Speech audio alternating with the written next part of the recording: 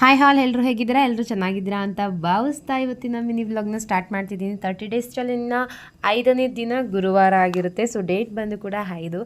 ಇವತ್ತು ನಾಷ್ಟಕ್ಕೆ ಬಂದು ಪಡ್ಡು ಮಾಡ್ತಾಯಿದ್ದೀನಿ. ದೋಸೆ ಮಾಡಿರೋ ಸ್ವಲ್ಪ ಮಿಕ್ಕೊಂಡಿತ್ತು, ಹಾಗಾಗಿ ಇವತ್ತು ಪಡ್ಡು ಮಾಡಿದ್ರೆ ಚೆನ್ನಾಗಿರುತ್ತೆ ಅಂತ ನಿನ್ನೆ ರಾತ್ರಿನೇ ಸೊಪ್ಪನ್ನ ತಂದು ತೊಳೆದಿಟ್ಬಿಟ್ಟಿದ್ದೆ. ಸೊ ಬೆಳಗ್ಗೆ ಎದ್ದು ಎಲ್ಲ ಕೆಲಸ ಜಾಸ್ತಿ ಆಗುತ್ತೆ ಅಂತ.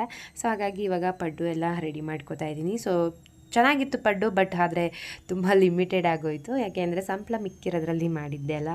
ಸೊ ಒಂದು ಟೈಮಿಗೆ ಆಯಿತು. ಆನಂತರ ನಮ್ಮಪ್ಪ ಕೆಲಸಕ್ಕೆ ಹೋಗ್ತಿದ್ದಂಗೆ ನಂದು ನಾರ್ಮಲ್ ಎಲ್ಲ ಕೆಲಸ ಮುಗಿಸ್ಕೊಂಡು ನೆಲ ಒರೆಸಿ ಆನಂತರ ಗುರುವಾರ ಆಗಿರೋದ್ರಿಂದ ಪೂಜೆನ ಮುಗಿಸ್ಕೊಂಡೆ.